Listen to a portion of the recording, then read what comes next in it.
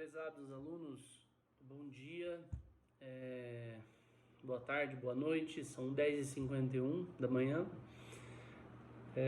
Dando continuidade ao nosso conteúdo da semana passada a respeito da aula de Direito Constitucional 2, eu trouxe aqui para vocês a matéria de separação de poderes e o início de poder legislativo, né?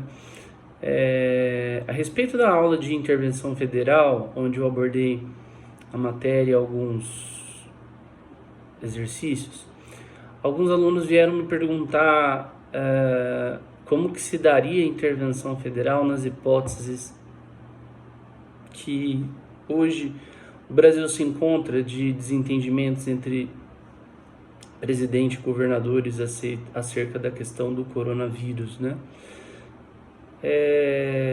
Parece-me que é uma situação bem excepcional em que nós já temos aí motivos para intervenção federal em todos os estados, digamos assim, né? O que eu expliquei na matéria foi a teoria, né? Mas parece-me que certamente há um desalinhamento entre os governadores e o presidente da República a respeito de como tratar a questão, né? O presidente da República utiliza o argumento da economia, que é um argumento plausível, claro, e os governadores preocupados com a vida das pessoas no sentido da saúde, o que também é um argumento plausível, né? Parece-me que é um impasse muito semelhante do que aconteceu na Itália, né? Porque se nós pegarmos há um mês atrás, a Itália tinha também o mesmo número de mortos e tinha o mesmo debate, né? E venceu o debate que prevaleceu a economia até que a pandemia se estendeu, né? Mas a Itália é do tamanho do Mato Grosso do Sul, né? Eu acredito que nós temos vários Brasis, né? Muito difícil você falar, por exemplo, de São Paulo, que tem uma densidade demográfica muito maior do que a Itália, por exemplo, e comparar, por exemplo, ao Mato Grosso do Sul ou ao Amazonas, onde são realidades extremamente diferentes, né? E com relação à economia, um aluno me perguntou, inclusive, sobre a intervenção do Banco Central, sobre 1,2 trilhão que foram despejados aos bancos. Eu não vejo como, e aí eu já falei para vocês em outras aulas, não vejo como a gente imaginar que a gente vai retomar a nossa economia enquanto o mundo está parado, né? Não adianta nada, na verdade, né? Nós vamos vender para quem? Nós vamos construir para quem? Soluções difíceis e que a política envolvida entre eles e a falta de acordo nos estão levando a esse caos, né? Seria o caso de intervenções federais? Com certeza, né? Há um decreto presidencial sendo descumprido, né? Mas o Procurador-Geral da República até agora não solicitou, né? No caso, como há um descumprimento de uma medida provisória por parte dos governadores, seria o caso daquela solicitação do Procurador-Geral da República para pedir ao STF que se cumpra a lei federal nos estados, né? E não houve, né? Então, imaginar hoje uma intervenção federal em todos os estados parece-me impossível, né? Uma coisa é a nossa aula, a gente estudar o que é intervenção federal e as hipóteses constitucionais. Outra coisa é a prática, né? Como colocar isso em prática, né? A União vai intervir em todos os estados? Nós vamos ter um separatismo total aqui, né? E São Paulo corresponde a 40% da economia do país e está em linha de frente com o presidente da República. Então, a mim cabe falar da parte constitucional e responder algumas dúvidas, mas não vejo como hoje aplicar a Constituição na prática como nós vamos resolver essa questão. Tudo bem? A respeito das medidas econômicas, eu acredito que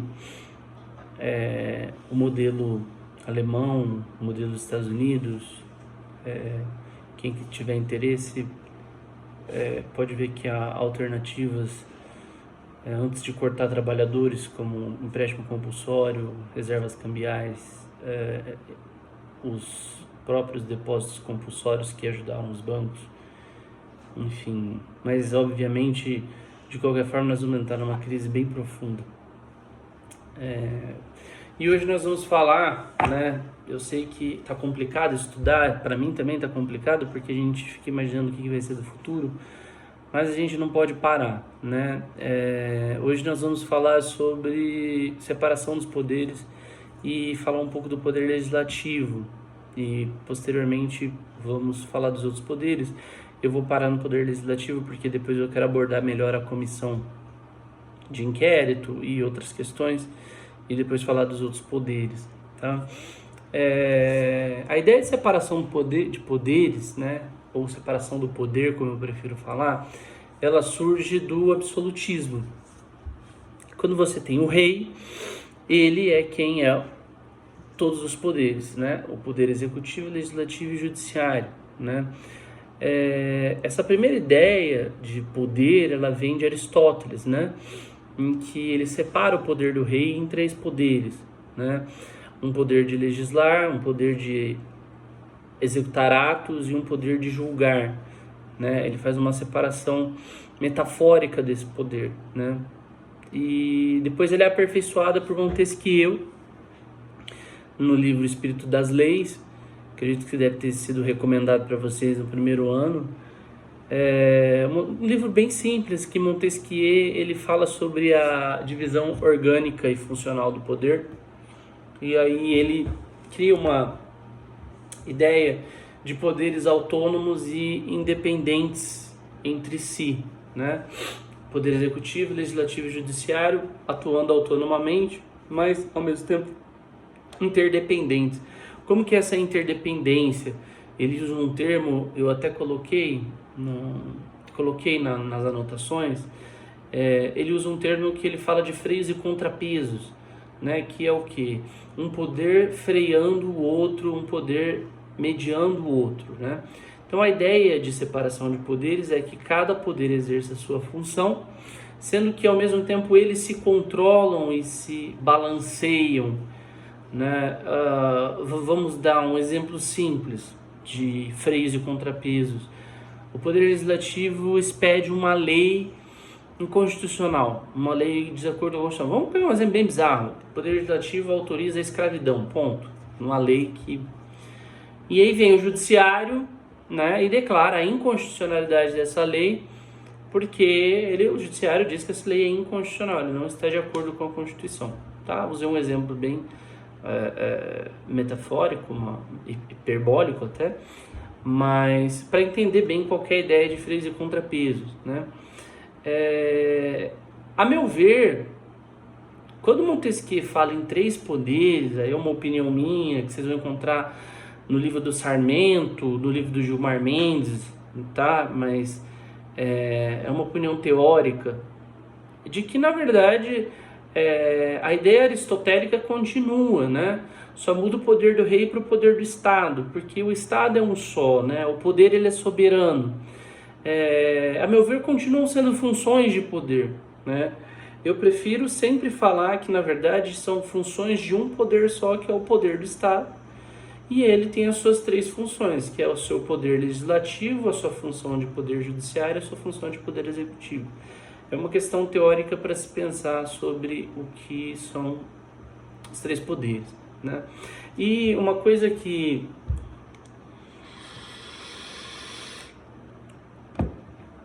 eu venho sempre falando nas aulas é que hoje a gente tem um excesso de ativismo judicial que cria um superpoder, que é o poder judiciário, né? O Rui Barbosa ele tinha uma máxima que ele fala que contra a ditadura do poder judiciário, para quem nós vamos recorrer? E não temos, né? Parece-me que hoje qualquer projeto de lei ou iniciativa do presidente da República, se o Poder Judiciário, a partir das interpretações, e aí vai daquilo que a gente sempre fala nas nossas aulas, sobre proporcionalidade, dignidade da pessoa humana, o malabarismo que o Poder Judiciário tem de partir de princípios para decidir diretrizes, né?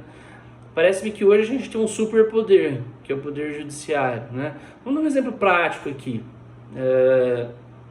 O Poder Executivo, o presidente, ele expede uma lei que o governo do estado do Maranhão expede uma contrária, né? E a norma geral é de competência do presidente da República, né? Aí o Poder Judiciário ele vai e diz não, cabe a prevalência do Poder Executivo do Maranhão. Qual o fundamento, né? O Alexandre de Moraes ele suspende a dívida interna de São Paulo com base no coronavírus. Tá. Entendem? Eu vejo isso como grave. E eu falo isso sempre em sala de aula. Louvável do ponto de vista patriótico, o Alexandre de Moraes, como ministro do STF, decidir suspender a dívida interna do estado de São Paulo com a União, pela questão do coronavírus. Ok. Mas cabe ao ministro do STF tomar essa decisão? Ele dá uma decisão onde ele atende o pedido de suspensão e ele determina que esse dinheiro que não vai ser usado, não vai ser pago à União, seja usado para o combate ao coronavírus. A decisão é linda, os fundamentos são ótimos, para mim faz todo sentido que se suspenda a dívida do estado de São Paulo para se combater a crise do Covid, certo? Mas o meu ponto de vista é, caberia ao ministro do STF dizer isso? Entende? Não deveria ter um pacto nacional? Quem que determina para onde vai o dinheiro da dívida pública do Estado? Se o Estado pode parar ou não de pagar? Não deveria ser o presidente da República? Não cabe a ele suspender a cobrança da dívida do Estado de São Paulo? Cabe ao ministro do STF? Esse é o meu ponto, né? Por quê? A partir do momento que o STF decide, vai para quem? E agora? Nós vamos recorrer para quem? Não tem, né? O que o Legislativo vem fazendo hoje? Já que está declarando inconstitucionalidades, vamos ficar criando PECs. Cria PEC da PEC da PEC. E aí, o Poder Judiciário hoje tem dado a DIN em PEC. Então, cito, por exemplo, quando houve uma PEC de criação de novos tribunais regionais federais, nós temos 5, né? Primeira, segunda, terceira, quarta e quinta região. Mato Grosso do Sul e São Paulo estão na terceira região. Criaram 3. E aí o Joaquim Barbosa dá uma liminar anulando, dizendo que a iniciativa de criação devia ser do Poder Judiciário, uma decisão inédita. Até então não havia uma decisão a respeito disso, dizendo que a organização, através de PEC, caberia ao Poder Judiciário. Porque a Constituição diz que a organização cabe ao Poder Judiciário através de lei. Mas proposta de emenda constitucional cabe ao Poder Judiciário, iniciativa de proposta de emenda constitucional? Entende? Foi uma decisão política e a liminar está parada desde 2014, se não me engano, né? Nós temos uma crise, então, no nosso sistema de freios e contrapesos, porque os poderes eles deveriam se equivaler e parece-me que tem um poder se sobressaindo, tá? A separação dos poderes é isso, certo? Nós temos 3 poderes, o executivo, o legislativo e o judiciário. Cada poder exerce uma função. Nós temos 2 conceitos importantes a respeito das funções de cada poder, que é o conceito de função típica e função atípica. O próprio nome diz o que é, tá? A função típica é a função inerente ao poder. A função atípica é quando a Constituição dá a um poder uma função que não é atípica dele, que não é a função comum. Eu coloquei no meu PDF, que, como eu disse para vocês na aula passada, ele corresponde ao meu quadro, né? Sugiro que vocês imprimam e vão fazendo as anotações. Eu coloquei exemplos, né? Então, por exemplo, eu tenho o poder executivo, certo? O poder executivo tem o poder de executar as leis, atos administrativos. Então, a função típica dele é executar leis, executar atos, políticas públicas. Função típica do poder executivo. O que é uma função atípica? Por exemplo, o servidor responde um PAD, um processo administrativo disciplinar. O diretor, o superintendente desse órgão é quem vai julgar esse servidor através do PAD. Vejam, quando o gestor do Poder Executivo julga, ele está exercendo uma função de outro órgão, que é a função do Poder Legislativo, do Poder Judiciário. Então ele está exercendo uma função atípica, porque a função típica dele não é julgar, mas a Constituição dá a ele funções atípicas. Então eu citei exemplos. Eu botei aqui, Poder Executivo, função típica, executar atos administrativos. Função atípica, uma função atípica de Poder Judiciário que o Poder Executivo exerce. Processo administrativo disciplinar. Uma função atípica que o Poder Executivo exerce referente ao Legislativo. Medida provisória do Presidente da República, que é uma legislação. Legislar é a função do Legislativo, mas aqui eu tenho o Executivo legislando. Função típica do Legislativo, do Poder Legislativo, legislar. Função típica, atípica do Poder Legislativo, uma função atípica do Poder Legislativo que se refere ao Poder Judiciário, o impeachment. O impeachment é um julgamento. Quem faz o julgamento? A Câmara aprova, o Senado julga. Então é uma função atípica. Quando o legislativo, o presidente da Câmara Municipal, nomeia um servidor para a Câmara, isso é um ato do executivo. Então é uma função atípica, né? Judiciário julga. Quando o judiciário, a Constituição fala para ele fazer o seu regimento interno, ou seja, sua lei. É uma função do legislativo que o judiciário exerce. Quando, por exemplo, você concede férias ao juiz. Conceder férias é um ato do executivo, que é o judiciário quem faz. Entendem? Então eu botei exemplos para vocês de todas as formas aí no caderno de vocês, no material de vocês, em que há funções típicas e atípicas. Guardem bem isso para fazer essa compreensão de que a função de poder atípica, ela cabe ao poder quando a Constituição lhe permite, tá? E a função típica é a função que ele tem em comum, tá? A função atípica é quando ele exerce a função de outro poder. Então, resumindo, é isso. Função típica é quando o poder exerce a sua função que lhe é inerente, atípica, né? O legislativo legisla, o executivo executa e o judiciário julga. Quando um poder exerce uma função que é inerente a outro poder, por exemplo, quando o executivo julga um PAD, ele está exercendo uma função atípica, tá? Poder legislativo, tá?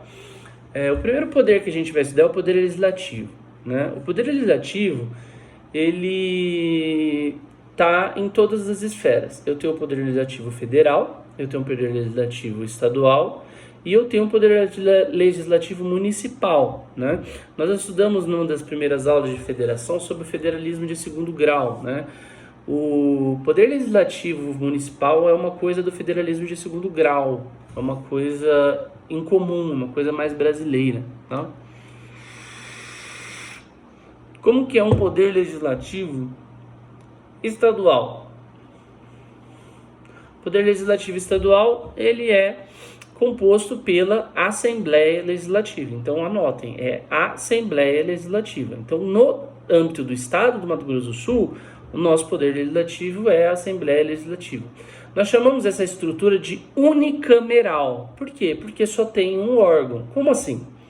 O Poder Legislativo Federal ele é composto do Senado Federal e da Câmara dos Deputados, ou seja, ele é bicameral, certo? O Congresso Nacional é a reunião dos dois. Nós vamos dar mais para frente nas sessões conjuntas, tá? O Poder Legislativo Estadual, então, ele é unicameral, ele tem uma Assembleia Legislativa, tá? Quantos deputados estaduais tem nessa Assembleia Legislativa?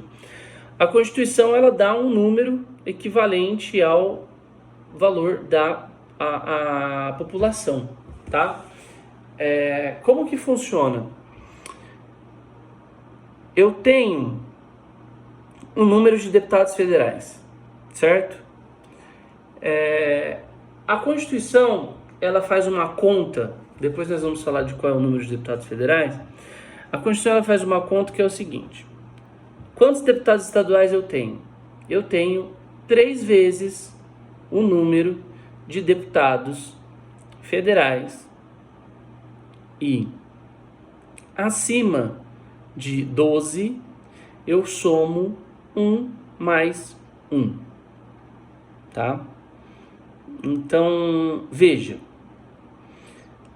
no Mato Grosso do Sul eu tenho 8 deputados federais, que é o mínimo. Quantos deputados estaduais eu vou ter? 24. Tranquilo. Então, eu tenho 8 deputados federais, logo eu vou ter 24 deputados estaduais, tá? Se eu tiver 9 deputados federais, aí eu vou multiplicar por 3, eu vou ter 27 deputados estaduais. Se eu tiver 10 deputados federais, eu vou multiplicar por 3, então eu tenho 30 deputados estaduais. A Constituição, ela põe um ponto que é 12. Acima de 12, a conta vai ser 1 por 1. Ela para de multiplicar. Então, se eu tenho 12 deputados federais, eu tenho 36 estaduais. 12 vezes 3, 36.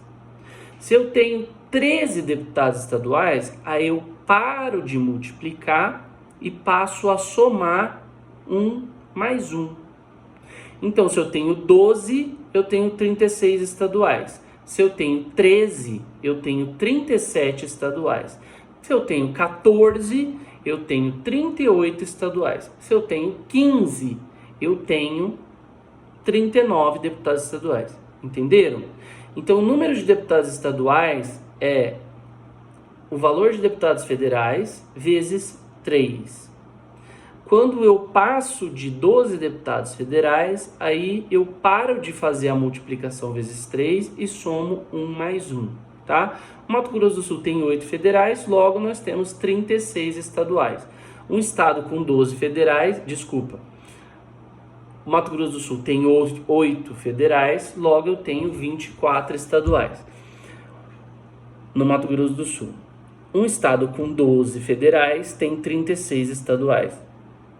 A partir de 12 federais, eu vou somar 1 mais 1. Então, 36, 13, 37, 14, 38 e assim por diante, tá? O mandato do deputado estadual é de 4 anos. Ele pode eleger por quanto tempo ele quiser, por quantas vezes ele for eleito, tá? Não tem limite. Eu tenho de remuneração de deputado estadual, ela é 75% do deputado federal. Hoje o deputado federal ganha 33.768, é 75% disso. Até. Na Câmara, na estrutura do Legislativo Municipal, eu tenho também uma estrutura unicameral, tá? O número da minha Câmara Municipal, a Constituição ela dá um número equivalente ao número da população, tá? Vejam na Constituição aqui, então eu tenho dentro do Legislativo Municipal a Câmara Municipal, certo?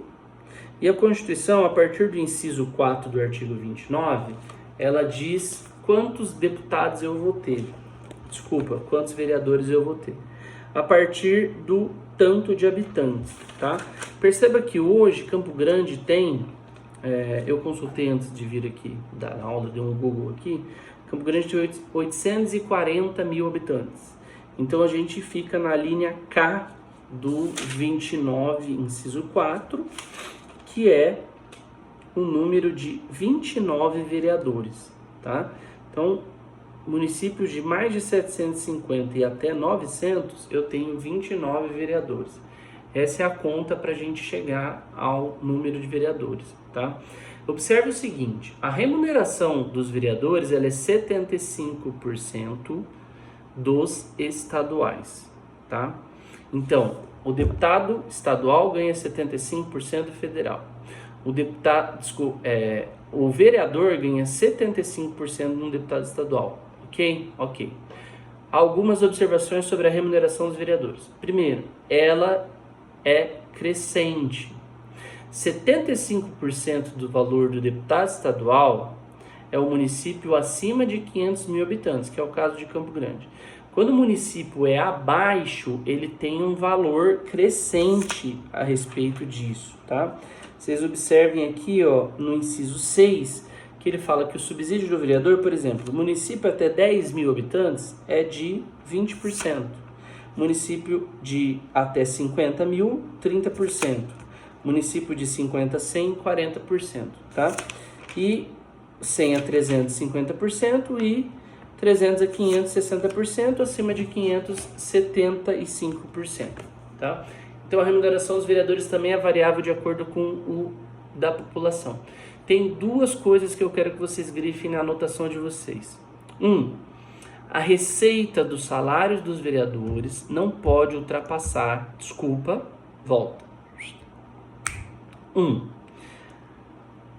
a folha salarial dos vereadores não pode ultrapassar o número de 5% da receita do município. Isso cai bastante em prova. 5% da receita do município. Então, a folha salarial de vereadores não pode ultrapassar 5% da receita dos municípios. Vejam que a Constituição, quando ela fala nesses percentuais de 75%, etc., é até, ou seja, se ultrapassar tem que diminuir. Para a realidade de Campo Grande é impensável achar que o valor dos vereadores vai chegar na receita de Campo Grande. Mas se vocês pensarem num município pequeno de 2 mil habitantes, isso é um dado relevante, tá? Outro ponto, outro número sobre a Câmara Municipal. 70% é o máximo permitido da folha de pagamento da Câmara para subsídio de vereadores. Isso quer dizer que a Câmara Municipal ela tem servidores, técnicos, assessores, etc. O valor dos salários que vão para os vereadores, os subsídios, é de até 70% a folha inteira da Câmara Municipal. Então são dois dados que caem bastante concurso, você tem que gravar. A Câmara Municipal, os vereadores, ele tem dois limites salariais. Primeiro, 5% da receita do município. Segundo, tem que respeitar até 70% da folha salarial, tá? A Câmara, o Poder Legislativo Distrital do Distrito Federal, ele tem um outro nome, que é uma mistura de Câmara Municipal e Assembleia Legislativa. Ele chama Câmara Legislativa. Anotem isso. Então, no estadual eu tenho a Assembleia Legislativa, no municipal eu tenho a Câmara Municipal e no Distrito Federal eu tenho a Câmara Legislativa. As regras são as mesmas da Câmara Estadual, do Poder Judiciário Estadual. Os territórios, que são aqueles que a gente falou na aula passada, na aula retrasada, são aqueles que podem vir a ser criados pela União, mas que hoje não existem, como foi o caso do Acre, como foi o caso da Bolívia, como foi o caso do Acre, como foi o caso de Fernando de Noronha. Os territórios, a Constituição diz que a lei vai dispor sobre a regulamentação do legislativo, ela só foi uma questão. Território tem 4 deputados federais. Ponto. Não interessa a população, não interessa o território, tem 4 deputados federais. Então a regra que vocês precisam aprender sobre territórios é que eles têm 4 deputados federais. Tudo bem? Tá. Se alguém ficou com alguma dúvida, eu recebi algumas perguntas via Messenger do Facebook. Podem mandar lá que eu respondo. Ou por e-mail também respondo por e-mail, tá? Vamos continuar nossa aula. Nós vamos começar falando sobre o Congresso Nacional, tá? O que é o Congresso Nacional? O Congresso Nacional é a reunião dos poderes legislativos federais, a Câmara e o Senado. Quando eu falo em Congresso Nacional, que é aquele símbolo máximo de Brasília, 2 torres, uma assim e uma outra assim do lado, eu esqueci o nome daquela cúpula, né? Aqui é o Congresso Nacional. Ali eu tenho a Câmara dos Deputados e eu tenho o Senado Federal. Quando eu falo em Congresso Nacional, eu estou me referindo aos dois, tá? Nós vamos daqui a pouquinho falar de sessões conjuntas, que são sessões que participam os dois, tá? Quem preside o Congresso Nacional é o presidente do Senado Federal, tá? É importante entender a diferença de Câmara e Senado, e eu vou explicar depois por que é o presidente do Senado que preside o Congresso Nacional. O Congresso Nacional, ele tem atribuições privativas e atribuições exclusivas, tá? Percebam aqui no artigo 48, eu não vou ficar me alongando, que ele diz quais são as atribuições do Congresso Nacional, tá? E o artigo 51 e 52, ele fala quais são as competências exclusivas do Congresso Nacional. Por que isso é importante? Porque, veja, quando eu falo em Congresso Nacional, eu falo em legislar, ponto. Quando eu falo nas competências privativas, no 48, eu estou falando de legislação que vão para o veto ou não presidencial, que nós vamos estudar posteriormente, mas nós já comentamos sobre, né? Que é o poder do presidente de vetar ou não uma norma, né? Esse veto depois volta para ser apreciado. Nós vamos estudar isso em processo legislativo. Quando eu falo em competência exclusiva, eu estou falando em questões que não vão ao presidente da República, tá? Por exemplo, no artigo 51 ele fala aqui que compete à Câmara autorizar por 2/3 a instauração do processo de impeachment. Nós passamos por um processo de impeachment há poucos anos, né? Quando a Câmara vota o impeachment, por óbvio, ele não vai para o presidente decidir sobre impeachment, não. Por isso a competência é exclusiva, tá?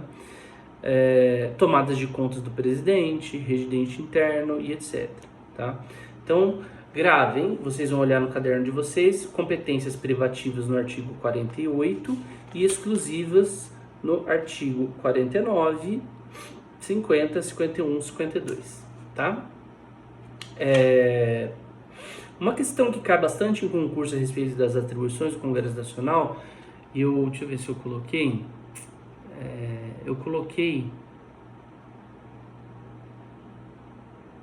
então, deixa eu dar uma olhada aqui no meu PDF, se eu coloquei isso. Não coloquei. Mas vejam aqui, no artigo 48, inciso 10, é importante ler sobre competência do Congresso para criação, transformação e extinção de cargos vagos, empregos e funções, observado o que estabelece o artigo 84, 6b, tá? Isso foi uma alteração pela emenda constitucional 32. Isso cai muito em concurso, por quê? O artigo 84, ele fala das competências do presidente, tá? Dentro das competências do presidente, tem aqui no 6b, que cabe ao presidente, mediante decreto, a extinção de funções ou cargos públicos quando vagos. Então vejam, o artigo 48 fala que é a atribuição do Congresso Nacional a extinção de cargo ou função pública, certo? O artigo 84 diz que se eles estão vagos, ninguém está ocupando, o presidente pode extinguir por decreto. Isso é muito importante porque isso cai bastante em prova, tá? Gente, olha que interessante. A Constituição dá ao presidente o poder, através de um decreto, que é um ato naquela nossa pirâmide de Kelsen, Constituição, lei, ato. Extinguir cargo vago, tá? O nome disso é decreto autônomo, tá? A doutrina chama de decreto autônomo hipóteses em que o presidente pode, a partir de um ato, sem uma lei, fazer alguma coisa. Ou seja, direto da Constituição, né? Uma coisa é você falar em iniciativa do presidente de lei, que nós vamos estudar posteriormente, certo? Nesse caso aqui, eu estou falando do presidente, através de um decreto, com base na Constituição, extinguir um cargo vago.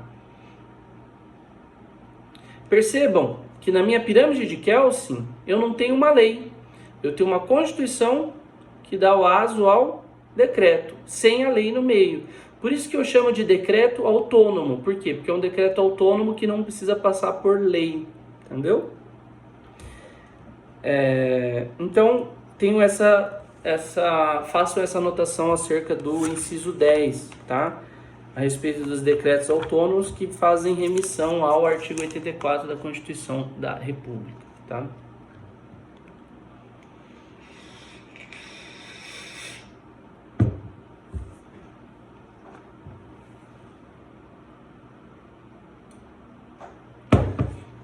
O Congresso Nacional ele é composto por duas casas, certo? A Câmara e o Senado. A Câmara dos Deputados, ela tem uma composição que ela varia de acordo com o tamanho da população, tá? A nossa, no caso, são 8 deputados, né? Eu posso ter até 70 deputados, certo? Na Constituição, eu vou ter uma remissão sobre o número de acordo com a população, o quanto de deputados federais eu vou ter, tá? O limite é 70, mesma coisa que a gente usa para os deputados estaduais, tá? Hoje no Brasil nós temos 513 deputados federais, tá? A remuneração do deputado federal, ela é de um decreto legislativo, hoje é de 33.763, eu falei 768 há pouco tempo, mas 763. Esse decreto legislativo é uma espécie legislativa, tá? Nós vamos estudar mais para frente no processo legislativo, onde eu tenho MP, lei ordinária, lei ordinária, lei complementar, resoluções, decretos legislativos e lei delegada, tá? É importante entender que o decreto legislativo, ele é competência exclusiva do Congresso Nacional. Ele é expedido nas sessões conjuntas, vamos falar mais na frente, tá? Então, eles têm um salário de 33.763. Quem não se recorda, esse é o antigo teto do STF, né? O teto agora está em 39 e pouco, tá? O que precisa para ser deputado? Brasileiro, nato ou naturalizado, 21 anos, tá? Diferente dos vereadores, que é 18, eu posso ser vereador com 18 anos, para ser deputado eu tenho que ter 21, tá? Direitos políticos, filiação, inscrito na circunscrição, e filiação partidária, tá? Obrigatória a filiação partidária. O Brasil não adota modelos como nos Estados Unidos, onde você tem candidatura independente, tá? Para você se candidatar, você tem que ter filiação partidária, e o nosso sistema ele é partidário, né? Então, não é tão fácil assim ser candidato, né? Você precisa, por exemplo, eu quero sair candidato pelo PDT. Eu preciso estar afiliado ao PDT e eu preciso que o partido autorize eu sair candidato pelo PDT, certo? Eu não posso simplesmente querer ser candidato, tá?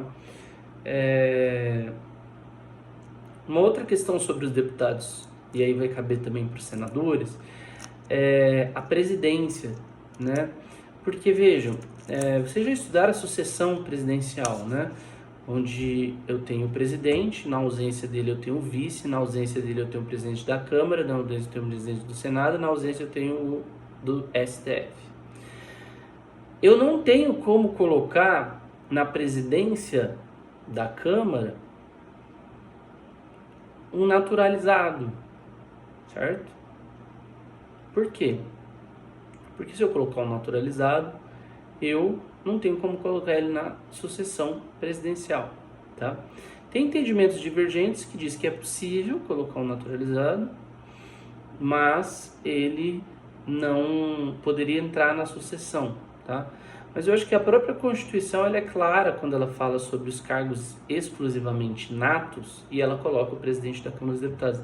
Então eu acredito que essas correntes que querem contra a própria Constituição não tem nem o que interpretar. Se a Constituição está dizendo, tá.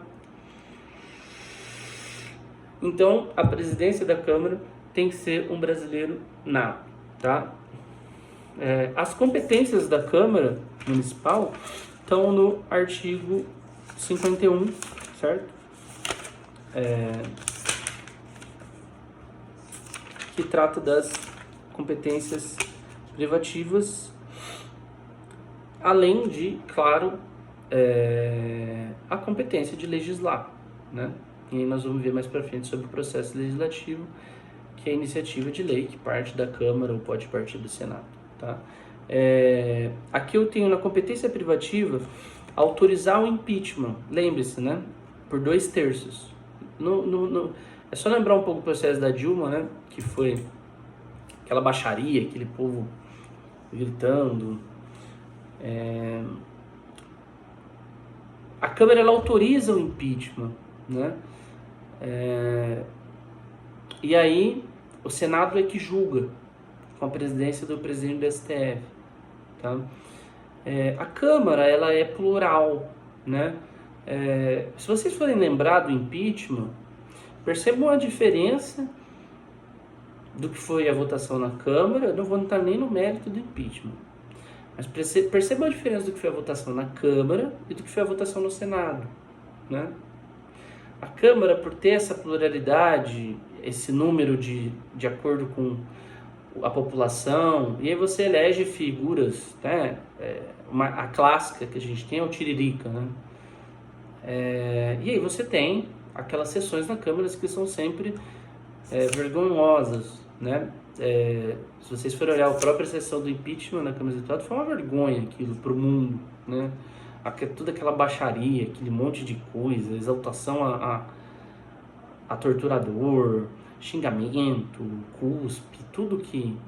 Né? E no Senado vocês viram que é uma votação sóbria, onde as pessoas entraram no mérito. Como eu disse, eu não vou nem entrar no mérito, mas discutiram as questões da acusação, né? Diferente na Câmara, onde as pessoas votaram por Deus, pela família, né, pela bandeira. Teve uma mulher que votou pelo marido, e aí no outro dia o marido foi preso.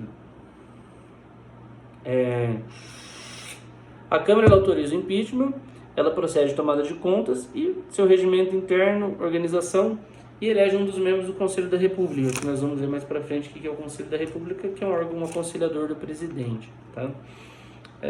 Que mais que eu posso falar sobre a Câmara?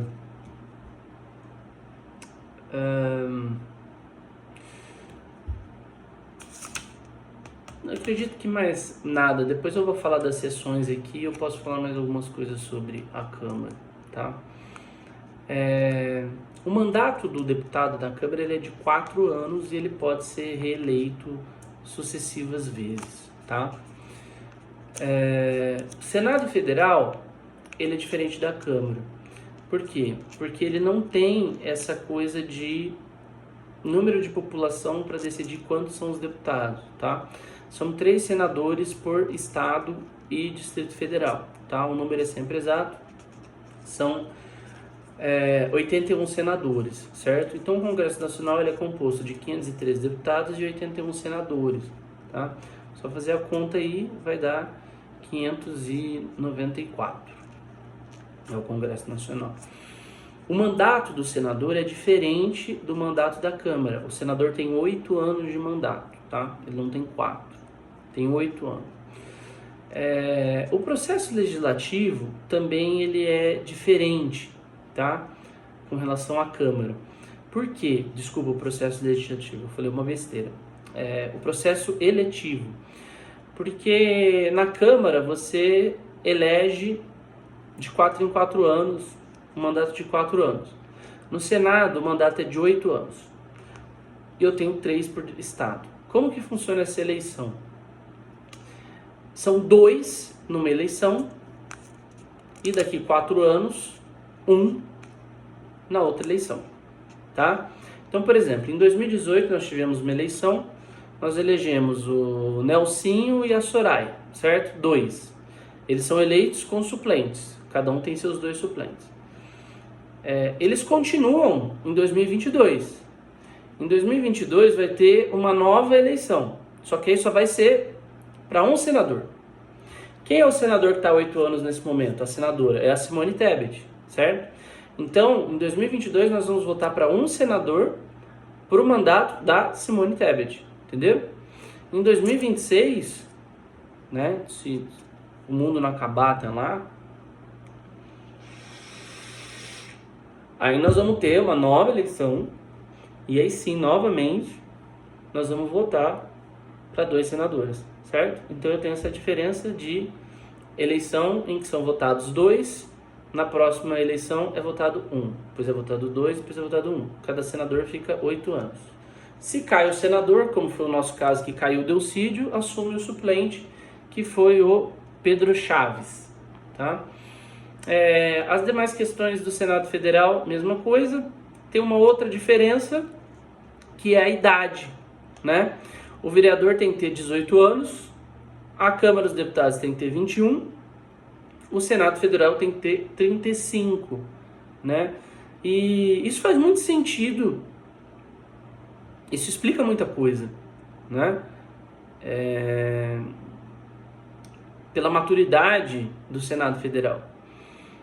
Quem tiver, eu tenho curiosidade, eu gosto de assistir a TV Câmara e a TV Senado, e vocês veem a diferença da qualificação das pessoas, né? Eu acabei de falar da sessão do impeachment. O Senado, ele, na maioria dos projetos de lei, iniciam na Câmara, né? Então o Senado ele tem esse poder revisor, né? Então a Constituição ela foi muito feliz em colocar um limite de idade mínimo de 35 anos, ou seja, 35 anos a pessoa ela já passou por todo o processo a gente espera, né? Que ela já tenha passado por todo o processo de amadurecimento e aí ela já tem uma idade onde ela já passou por aquela fase revolucionária, aquela fase indignada e foi amadurecendo e chegando numa idade boa, né? Eu espero chegar nos meus 35 mais sereno também. Então eu tenho essa diferença para a Câmara, que é a idade do senador, que é 35 anos. Prevalece também o entendimento sobre a presidência do Senado Federal, que só pode ser ocupada por nato, os demais podem ser naturalizados. Vai cair muito isso em questão, tá? Que o presidente da Câmara pode ser naturalizado. Ou vão fazer uma pegadinha dizendo assim, senador federal é só para brasileiro nato. Não, tá errado. Só a presidência do Senado que é para nato, tá? Então as diferenças que eu tenho para a Câmara aí é essa questão da eleição, que é 2 senadores numa eleição, um senador na outra. E idade mínima de 35 anos.